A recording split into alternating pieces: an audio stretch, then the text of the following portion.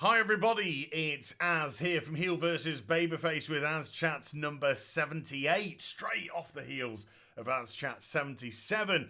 Now then, as you probably know by now, AzChats videos, they're more podcasty type of video as opposed to a visual video, something for you to listen to and not necessarily watch. However, we have some eye candy up there on the screen should you wish to remain rooted to your keyboard. But this is the perfect opportunity to step away, get on with something around the house. Although that this is so soon after 77, your houses should be gleaming. So I don't know, polish the cat or something along those kind of lines. Just crank me up in the background. And because this is an AzChats video, it may contain a little bit, not too much, but a little bit of fruity language, i.e. language of an adult nature.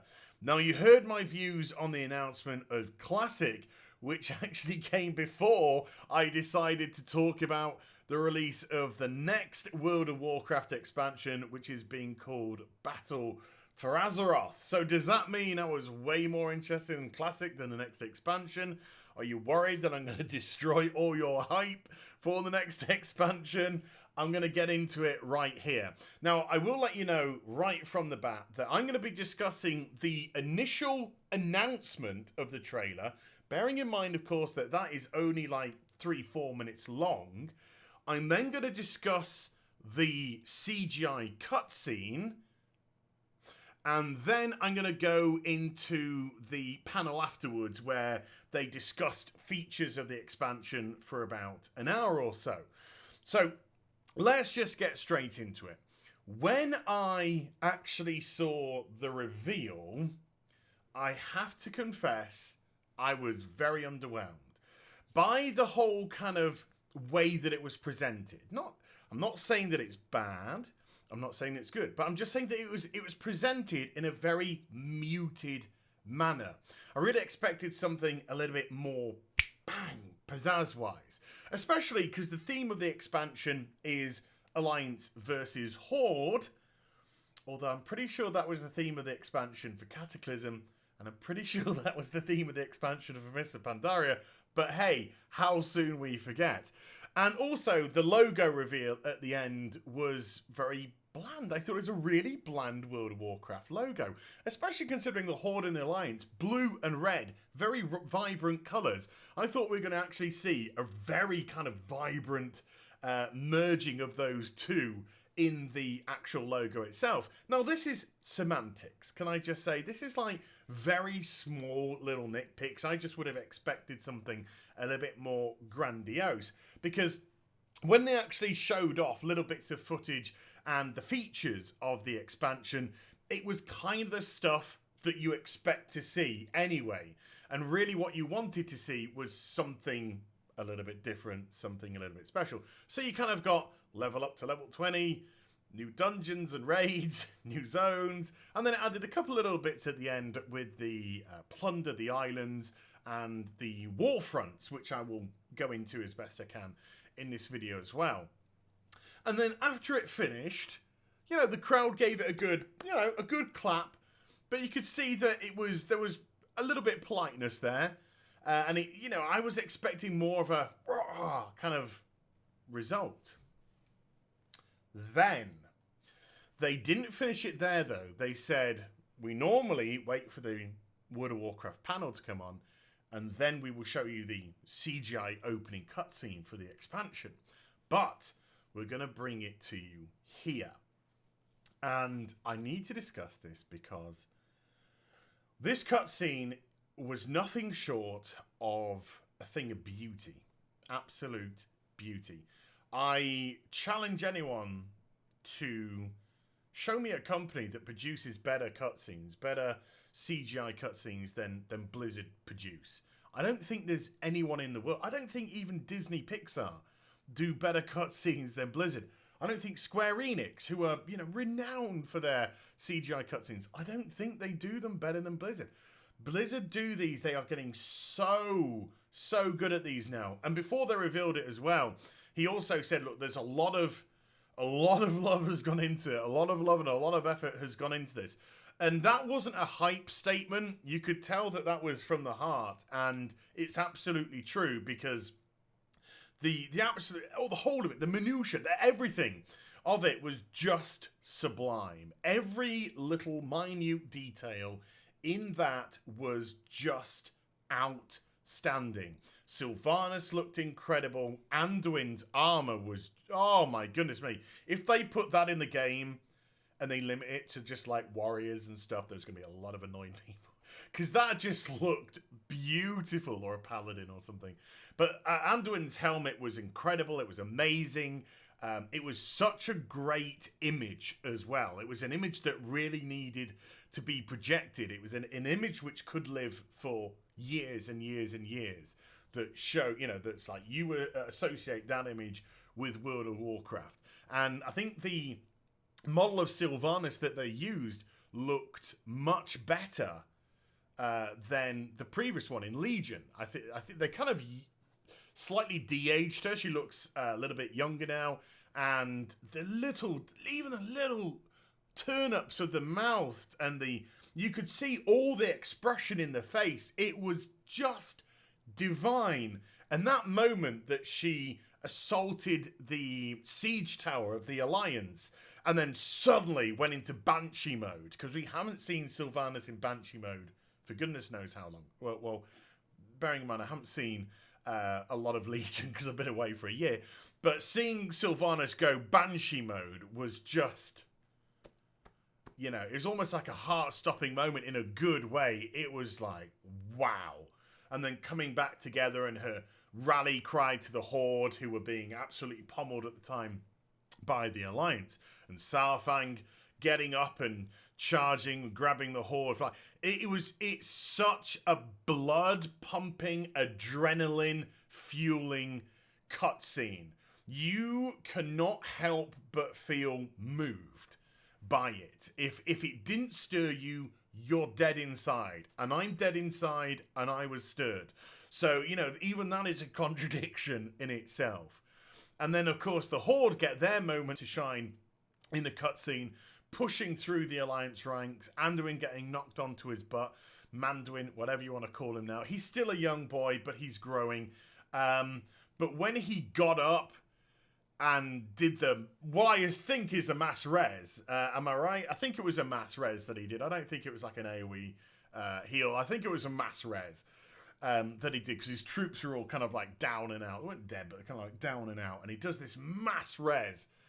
And, the feel, that just stirs so much.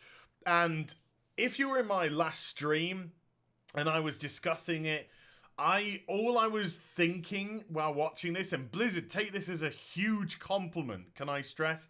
All I was thinking when they're doing this is, can we please just have the fucking movie? Can we please just have the movie of this? I will throw money at you, Blizzard. I have not had those feels for a long time. I will throw money at you to make a 90-minute, 2-hour movie of this. Don't give me the books, and I'm sure they're great, don't get me wrong. Don't give me the books with lore. Give me the movie. Give me the imagery. Give me this. I'd watch the hell out of it. I'd absolutely watch the hell out of it. It was stunning. Absolutely stunning. Not hyped. I'm not swept up with hype. I came into BlizzCon very muted, especially even before I made my decision to make the video on Classic. I actually discussed it in the previous Midlife Bar Crisis stream that I did on my other channel, where I was saying to people, I've got no hype for this.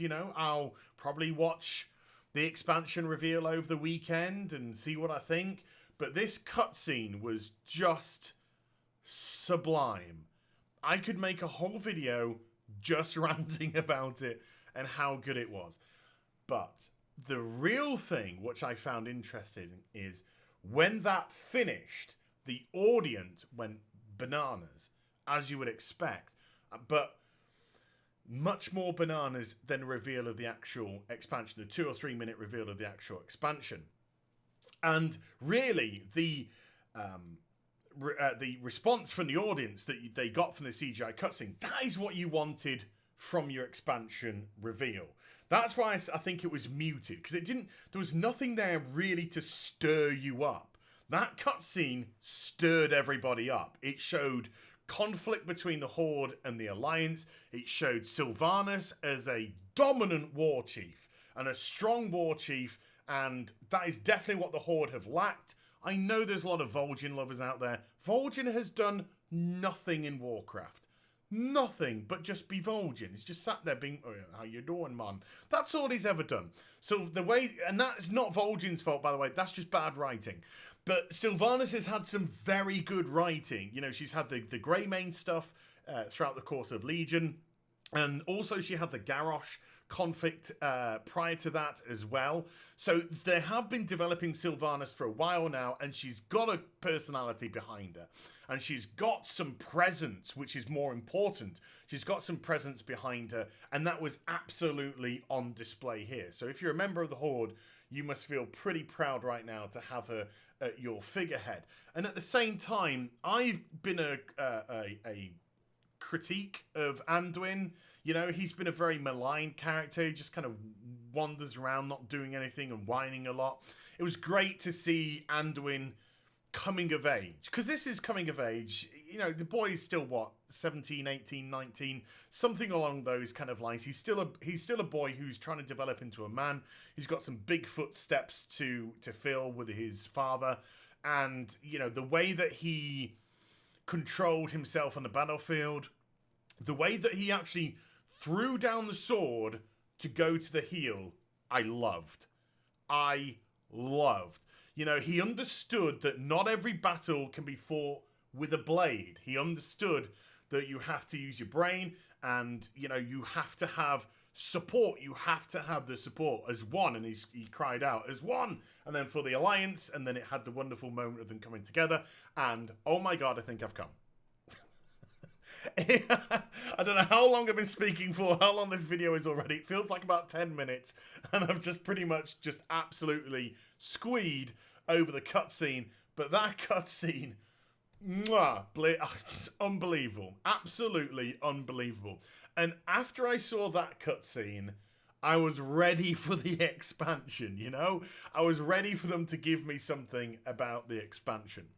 So, moving on to the What Next panel, where we have the hour-long discussion about the expansion itself, where they start to reveal some of the features, which I'll go into.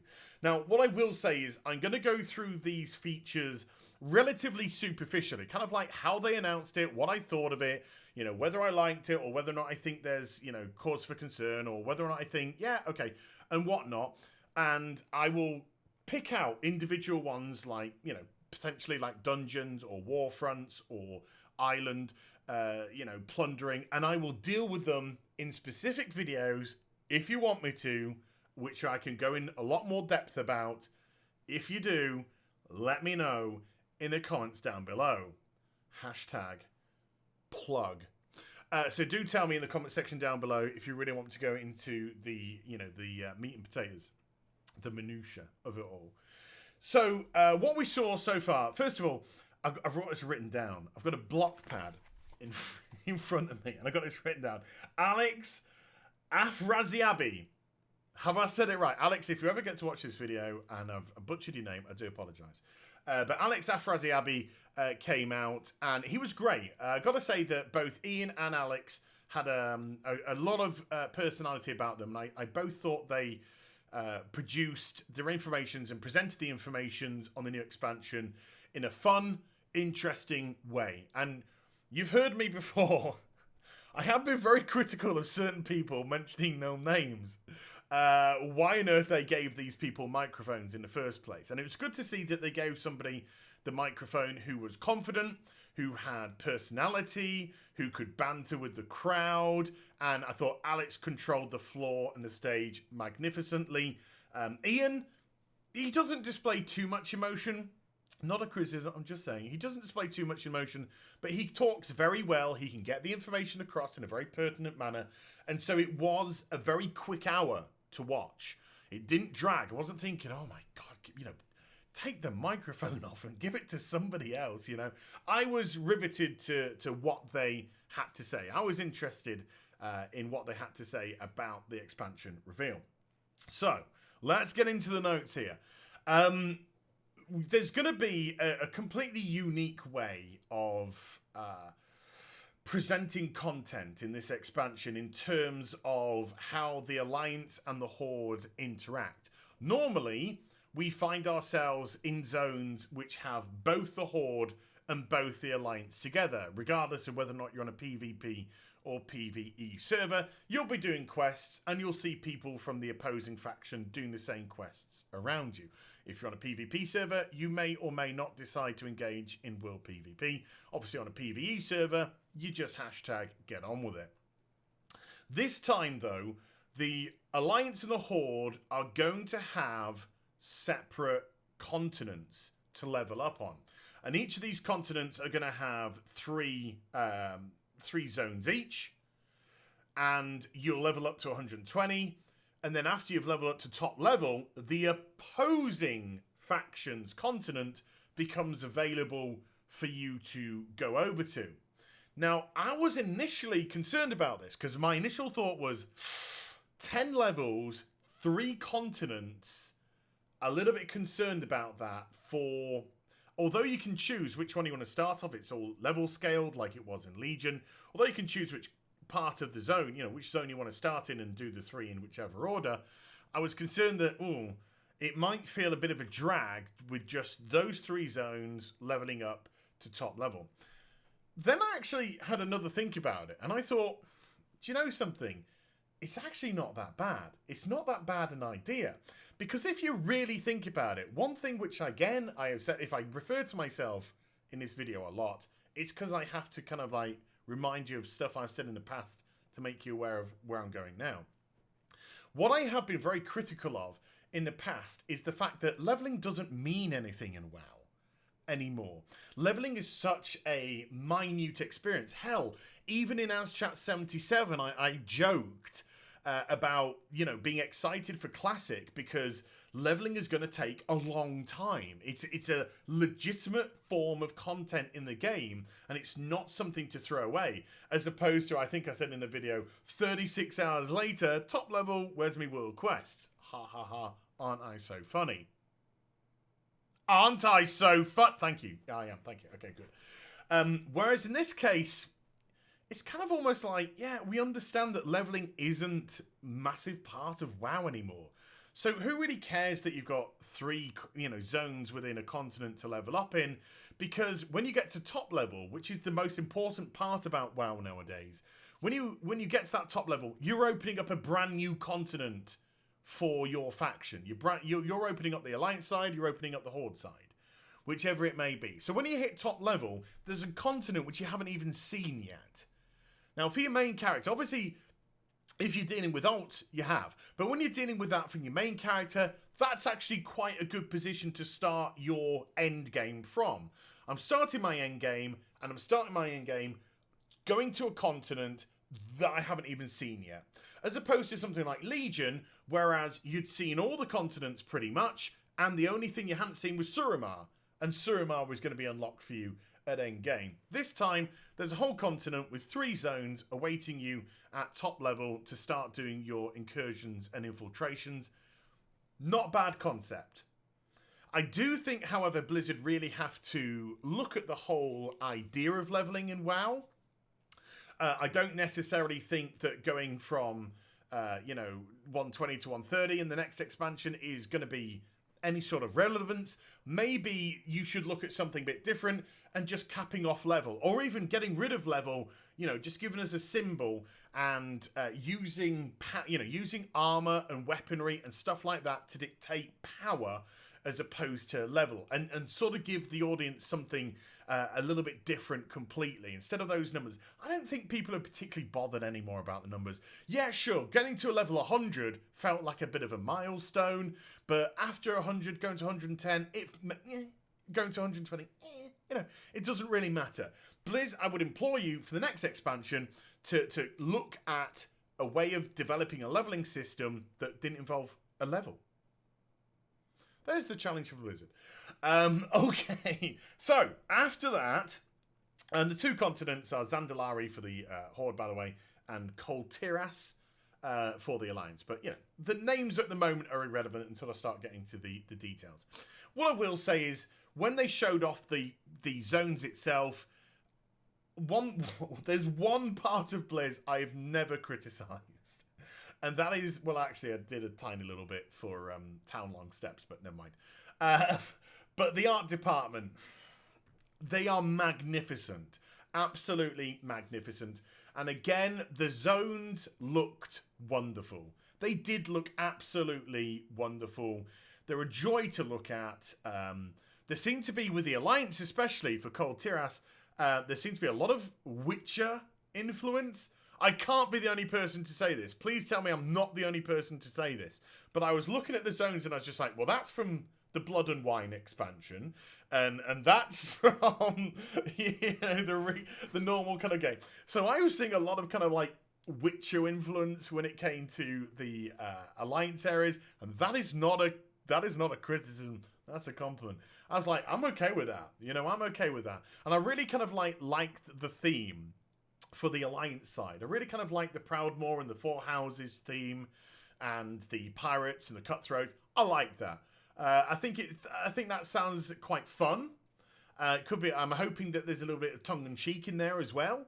Looks like there could be a little bit of tongue in cheek in there. And yeah, I like the whole theme. And then for the Horde side, Zandalari with its 3 zones looked gorgeous. So nice. It was really nice to see the Night Elf architecture being so prominent in the Broken Isles. It was wonderful to see the Troll Empire becoming a prominent thing again. We see so many wonderful ruined troll elements in Azeroth. It was great to see that kind of Zul'Farrak feel again, but this time without the snow. So it was wonderful to see the Zandalari Empire. You know, some in a state of disrepair, some looking magnificent, and then the desert itself. I'm glad we've got some desert.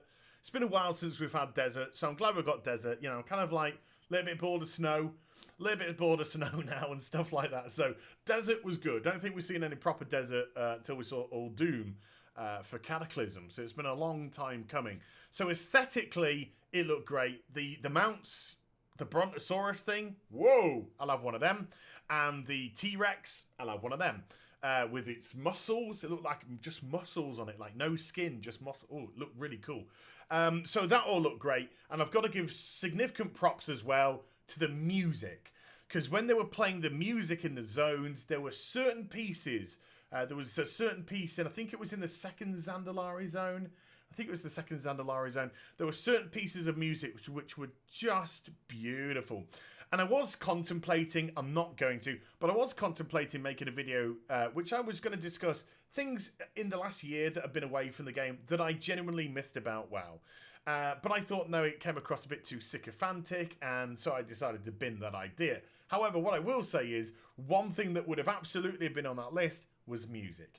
Because everywhere that I go in WoW, I'm just bombarded with beautiful, beautiful music. And this expansion sounds as if it's got, literally sounds as if it has some amazing melodies.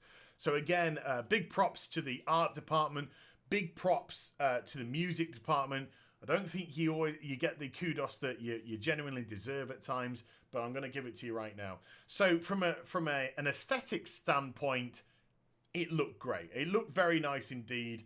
I am very interested in traveling to these zones. Now let's discuss briefly allied races.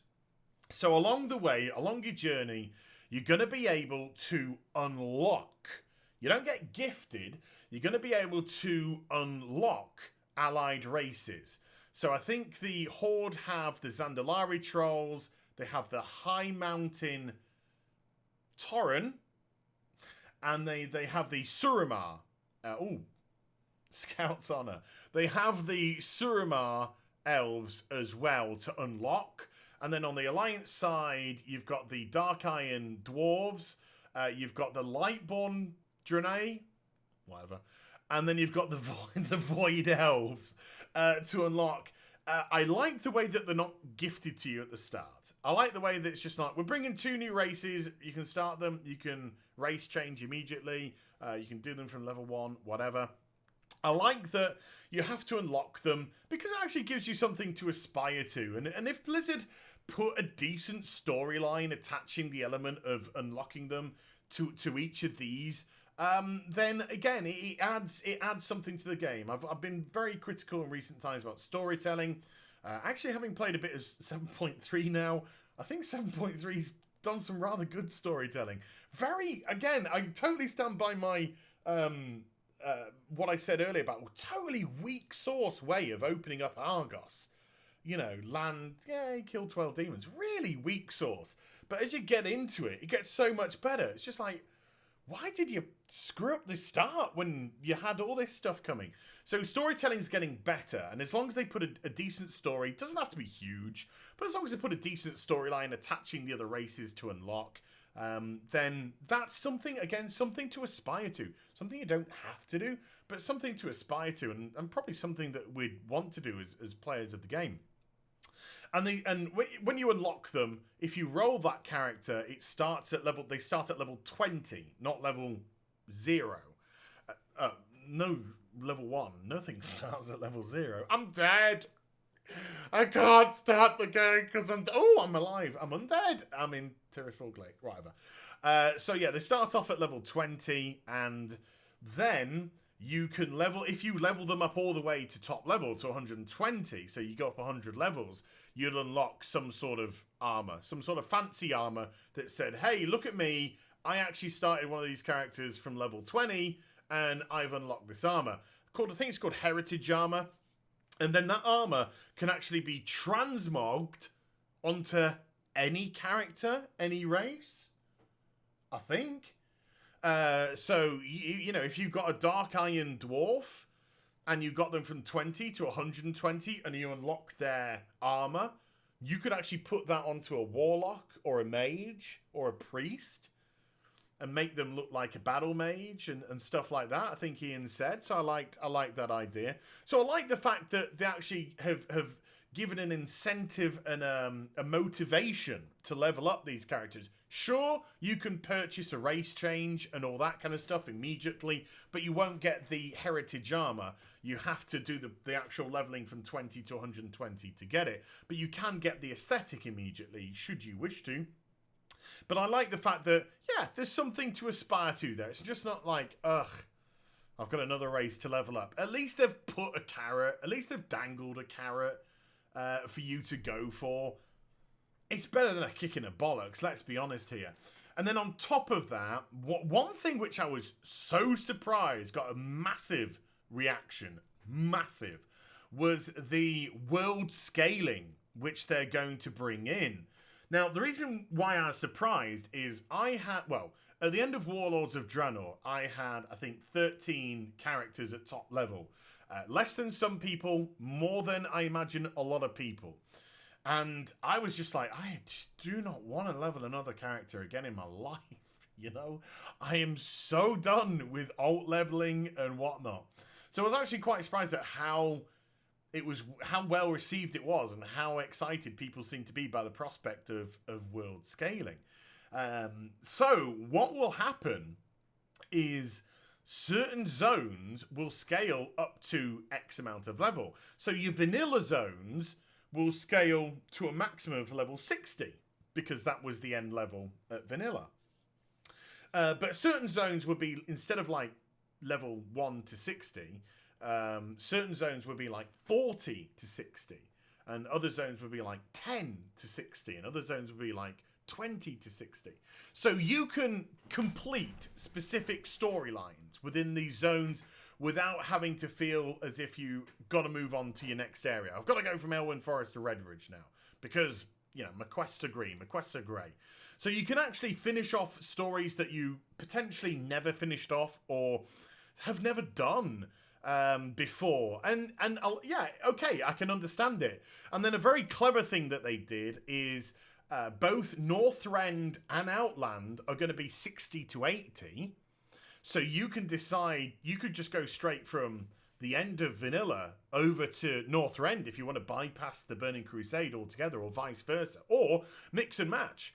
Do a little bit in Howling Fjord, and then go back and go to Zangarmarsh and do something there. And then when you get to 80, you can either do Mists or Cataclysm, and they'll go from 80 to 100.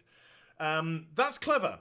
It's a good way of developing leveling, and again, it's something I can go into much deeper in another video, but it's a good way of presenting that content to people. So if you are wanting particularly to get the Heritage Armor, because there's going to be 3 different types of Heritage Armor to start with, that means 3 different characters to level. So if you do want to go down that route, at least you're going to have options when it comes to leveling up, options which you've never had before. So maybe I can now understand, having talked to myself around that, maybe I can understand why people were so taken by that. It is a good feature. It is a good feature to bring into the game. Artifact weapons are going. That's all I can say about that. However, they are bringing in a necklace, which is clearly going to be, what is it, the Heart of Azeroth? Which is clearly going to be the grind in the next expansion. You got to grind Azerite, which is this Azeroth's blood, because the planet's a real thing now. Talk about on the nose with that one. The planet's bleeding. No, literally, Azeroth is bleeding. So you get Azerite, and you put the Azerite into your necklace, and your necklace sparkles, and shit happens. And you can choose abilities and whatnot. I need to look into, the more specifics of it, but from a superficial level, I was kind of like, okay, can you talk about something else now? It's just like, that's the grind. That's what, that at top level is going to be like, you need Azerite, and Azerite, and Azerite, and Azerite, and I was kind of thinking, I don't really want to think about this too much, but do we really need this type of object in the game? One thing, returning to the game and doing some of 7.3, although I've been impressed with the story, one thing that I haven't particularly been enamored with is the fact that every reward, every time I complete a quest, I just seem to get artifact power.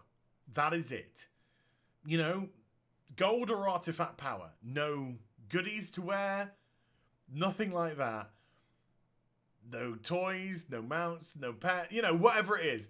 All it is artifact power, artifact power, artifact power. 1.2 billion, 2.5 billion. And I'm just like, it sounds ridiculous, within itself.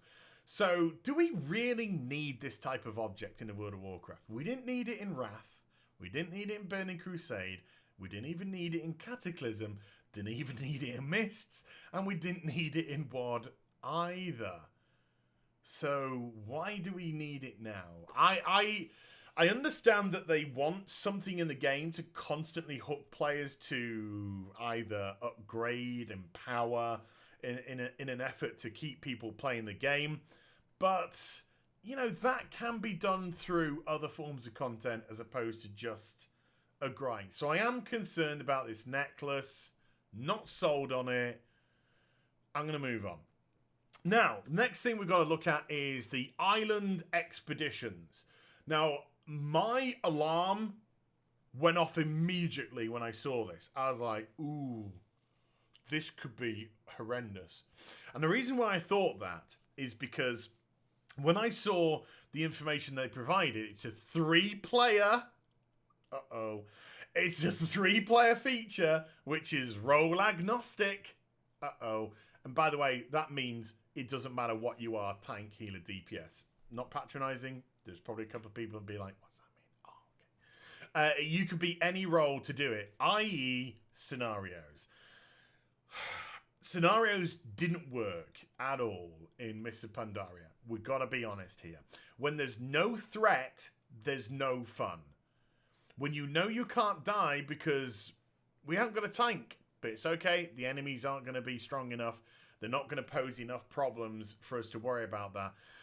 When you have that taken away from you, stuff gets very trivial.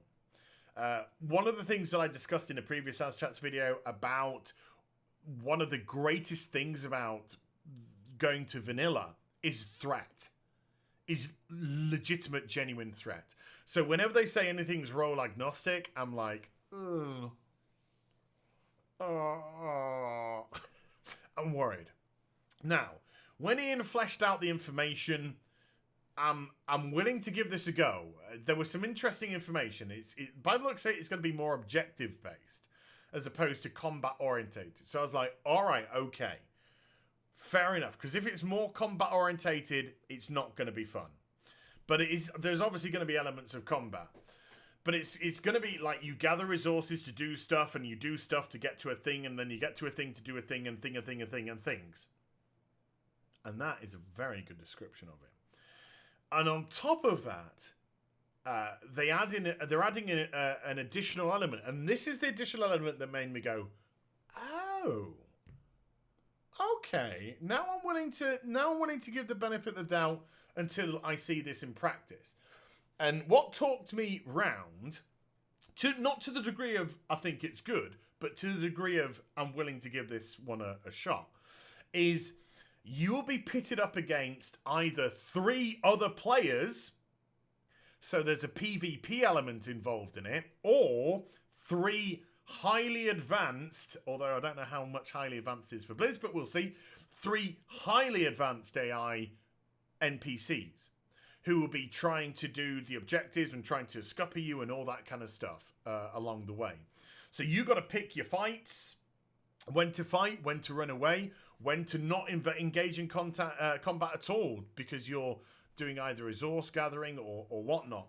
And the islands themselves can fluctuate in as much as you could go to the same island and it could have different mobs and different objectives the next time that you go. One time you go, there could be Zandalari trolls. Next time you go, there could be Mogu. And the objectives for the invasion, whatever you want to call it, the plundering of the island, will be unique and bespoke to that. Now, I was a bit worried when Ian said this is probably the most diverse, potentially diverse content the World of Warcraft has ever presented, in as much as it will always vary.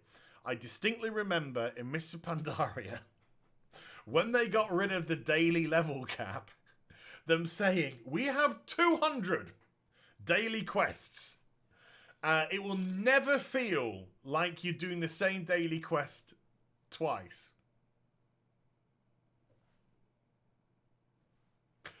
And the problem was, of course, they had actually broken up the daily quest into zones.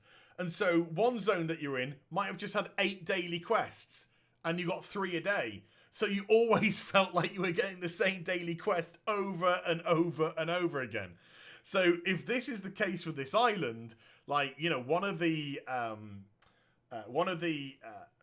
factors that you had to deal with for, let's say, Zandalari trolls on the island, and then the Mogu come, and it's the same thing, because it's just randomly come back as the same thing. We've got to be a bit careful here. So there's got to be lots of different objectives and lots of different scenarios for this island plunder to work. There isn't any ship combat. There isn't any ship customization by the looks of it at all. You just sort of arrive and then get to it. So the jury's out, but due to the other factors, the constant changing of the mobs, the constant changing of the objectives, and the fact that you can either do this PvP or against these highly advanced ally NPCs, I'm willing to kind of like, I'm nervous, but I'm open-minded about it. But I am nervous. Warfronts. Not too much about Warfronts yet. I'll get more information. I want to do a video more in depth when I get the more in depth information. But the basic element is a Warfront is a 20-player cooperative raid that works off a kind of RTS structure from previous Warcraft games.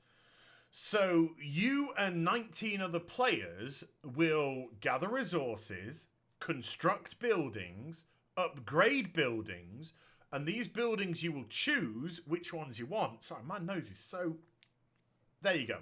My nose is so itchy. So you can either choose, you know, we want a tower, we want a mage tower, or we want stables, which will probably like quicken the troops up. So you decide on the buildings that you want, and then you gather resources, and you can upgrade them, and yada yada yada.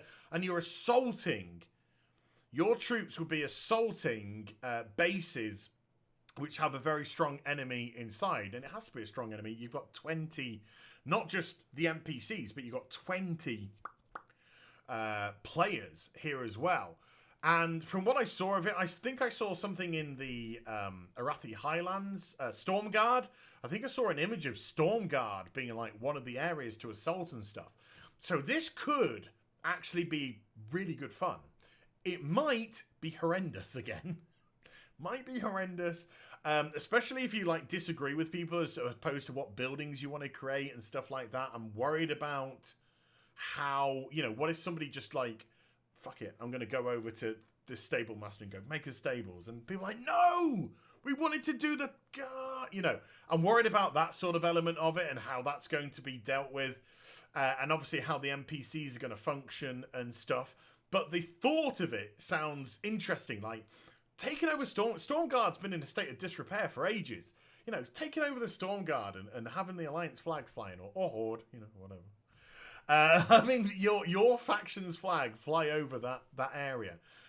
Sounds interesting. Again, something that I'd like to get my teeth into.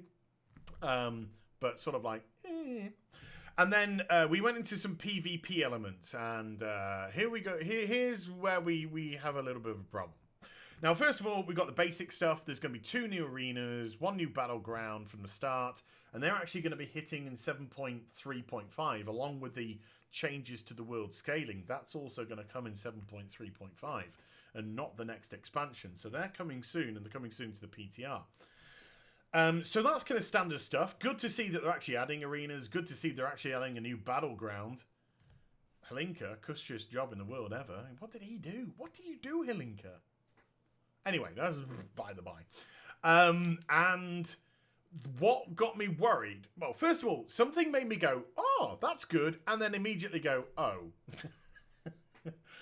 They are getting rid of PvP and PvE realms. And you're just going to all be on one realm.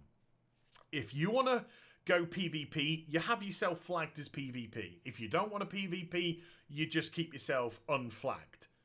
I think that's great. I think it makes sense. I think it's good. I think it'll get much more people together. One thing I was ranting about the other day on a stream was the fact that, you know, the imbalance of servers. This is great because it puts everybody together. It puts PvP and PvE people together. And if you see somebody who's orange, which means they've flagged themselves and are ready for combat, you want to fight them, you have to flag yourself. Can't just charge in. You've got to flag yourself. Then you can engage. So on that aspect, I think it's great. So people that want to fight or be out in the world and say, look, players, come and get daddy. I think that's good. I think that's absolutely fine. And if you just want to get on with your game, do your quests, go unhindered, not be worried about people ganking you, not be worried about any of that. You keep yourself unflagged. So I thought, brilliant. That gets a thumbs up for me. And then Ian said something which made me go, no, no, no. And Ian said, but if you flag yourself PvP, you'll get bonus rewards. You'll get bonus experience for doing it. And I was just like, no, that is completely wrong. You shouldn't reward people who don't want to flag them. You shouldn't penalize people who don't want to flag themselves PvP. Ian gave this very sort of serendipitous, wonderful, everything falls into place, kind of description of how World PvP works. But, people think World PvP is people getting together in gank groups, just running across the map. That's not how World PvP works. Newsflash! It is! That is exactly how PvP works in World Zones. People are looking to gank That's what they're looking to do. Some people might be PvP flagged and getting on with objectives, but there are people actively going out there looking to cause shit. That is the nature of PvP. And I'm not saying there's anything particularly wrong with that, but what I'm saying is if you then reward them for that behavior, when some people just want to get on with their game, I don't buy that. I don't buy that for a single solitary second. I say no, no, no. It's a different style of play. You can't penalise somebody for wanting to play the game in a certain fashion. That is all kinds of wrong. If you want to actively encourage people to go into PvP and to do more PvP, then maybe you should really look into actually doing more battlegrounds and stuff like that to get people involved. Even more bigger battlegrounds, multiplayer battlegrounds where people can not necessarily hide themselves, but people who aren't so good at PvP can be at least be in a group with a lot more people and get a hand on thing, like an Arathi, you know, like a, I was going to say Arathi Basin, an AV, something like an Alterac Valley, something like that.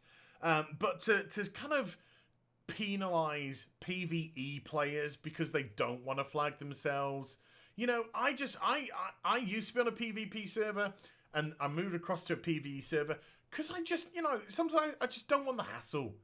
I just don't want the hassle. I'm just quite happy to get on with my game in the open world. And if I want a PvP, I'll go do a battleground and I'll go, well, I won't do an arena unless I've got some mates with me, you know what I mean? But I'll go do a battleground or something. So that's my decision to make. So I was a little bit miffed about that. I can understand trying to incentivize people to want to do more PvP. Because, look, let's be honest. Blizzard have bought MLG. They really want to push PvP as an esport. So they want more people PvPing. This isn't the way. Penalising PvE players is not the way to go about trying to get more interested in PvP. I think you've got to look at another route. So I like the concept of one server. I think that's great. Flag yourself. Don't flag yourself. Play the way that you want to play. But don't reward one segment and penalise another segment just because somebody wants to play World of Warcraft in a particular style. So that side got me a little bit. Then on top of that, there's going to be, I think, 10 dungeons and at least 2 raids. There's going to be more raids. I mean, they're talking about the first 2 raids, and that's not going to be the final raid. So we're looking, 3+ raids at least in the expansion. But we know that there's a couple of raids coming out and 10 dungeons coming out. Hopefully, dungeons will be added in later patches as raids as well. It's always nice. And Keystone Mythic Plus is staying. It's been massively popular. So, yeah, fine. No problem at all with that. Not too much really I can say about that until I actually, physically get in a dungeon, have a look at it and all that kind of jazz. Dungeons. I like dungeons. And raids. So, yeah, get 10 to start with. Hopefully to start with and not all across the board. And then at least, 2 raids to start with. Or, they'll be staggered, but you get the drift. So, all in all, after the hour-long presentation, I was much more confident about the expansion, even though I do have certain concerns with the content. Because certain content like the war fronts and the island plundering can sound good in theory, but in practice could just be awful. But in practice could be great. So, I've really got to reserve a full opinion on that until I physically do them. So I am a little bit concerned about that. All the standard stuff is there. All the good stuff is there. Look, when it comes to aesthetics and music and da-da-da, all that's there. One thing that I will end this video on is the concept of the expansion. As I said at the beginning of the video, wasn't, Cataclysm, Horde versus Alliance theme, wasn't Mists, Horde versus Alliance theme. The problem when you have Horde versus Alliance themes is you can never have a clear-cut winner. Because you have a huge fan base on the Horde side, and you have a huge fan base on the Alliance side. I think in America, it's more predominantly Horde, and in Europe, it's more predominantly Alliance. You have too many on each side to favour one. So when you do an Alliance versus Horde expansion, it's got to end in a status quo. It can't end with a definitive winner. And therefore, already, it's just like, no matter what the story is, it's going to end in some sort of parity. And I don't like that. What the World of Warcraft, in my opinion, and it particularly missed, especially on the reveal, and this is why I think the reveal was so muted. One thing the World of Warcraft to me has really missed, and this expansion was the perfect opportunity to bring it in, was a big, bad end boss.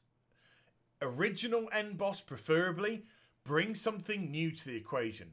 But I think they really needed to show off a big, bad boss. Now, let's just say, for argument's sake, Enzoch, however you pronounce it, let's say it's actually the end boss, and therefore they're keeping it quiet because they don't want to reveal it as a secret. As Ian joked himself in the actual panel, stuff like that's going to get data mined anyway. You know, it's not going to remain a secret. So let's say it is the end boss, he, she, it, whatever it is, old god is, and this is just an example, then you go all out and you put it out there. You put it out there and you put the looming shadow of it and you get everyone going, ooh. That's what you do, even if he comes right at the end of the expansion in the final raid as the final boss. A la Lich King, a la Deathwing, a la Illidan, etc., etc. That to me is how you should do it. Cataclysm. Deathwing was a great boss, in theory, because when he was announced as the final boss, my immediate thought was, oh my god, how in a raid are we going to defeat this massive dragon? It's not our fault we ended up just giving him a peticure. You know, the actual fight itself was the letdown. Deathwing, as a boss, wasn't a letdown. He was a big bad. Mists came, Garrosh, meh. And then Warlords came, the Warlords, meh. You know, we are missing that really big personality boss. He, she, it doesn't matter. You just need something big and threatening, which is going to spank you. Legion, again, nothing really in Legion. Gul'dan, you know, nothing really. And even coming to the end of it now, and you're going to fight Sargeras. It's just like, sort of, you know, it's all been muted. It's not been proclaimed. That's what this expansion to me needed. And that's what I think WoW really needs. It needs a big bad. A really big bad to center your expansion on. Original, preferably, as I've said. But you need a big bad, to me, to center that expansion on. And this ain't obviously going to be the expansion to do it. But I think Blizzard really have to look at that for the future. We need to see a big looming threat constantly, because Alliance versus Horde as a theme to me doesn't quite cut it. It's very wishy-washy. The Alliance and the Horde have always been at it for the whole lifespan of WoW, so that in itself is a muted argument for an expansion. It was the same in Cata, it's the same in Mists, and then we've just kind of like gone back to it. So I am concerned that the theme of the expansion might not appeal to people either. But, hey, we got Classic coming. So if it all goes wrong, hopefully Classic will get pushed. So if you do get bored with the new expansion, you can always mosey on over to Classic and have your funsies there. But there you go. That's what I think, my initial thoughts and feelings about the announcement of Battle for Azeroth and AzChats 78 comes to an end. So I hope you enjoyed the vid. If you did, do get a thumbs up and also subscribe to my channel. Follow me on social media and Twitch for live streaming. Links, they're in the description box down below. And I'll be back with some more stuff very soon. You take care. Bye for now.